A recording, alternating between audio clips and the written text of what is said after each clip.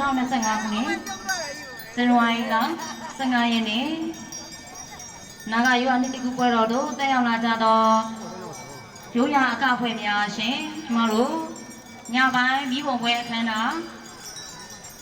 ဆက်လက်ကျင်းပသွားမှာဖြစ်တဲ့အတွက်အကဖွဲ့များအားလုံးမှာညနေ9 နာရီချိန်မှာနေရာယူပေးဖို့လေးစားစွာဖြင့်မြစ်တာရက်ခပန်ကြားပါရရှင်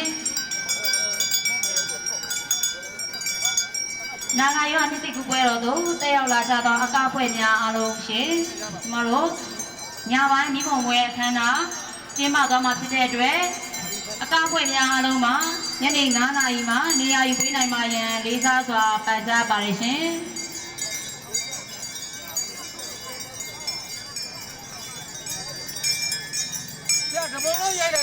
ဆရာအေးဟုတ်တယ်နော်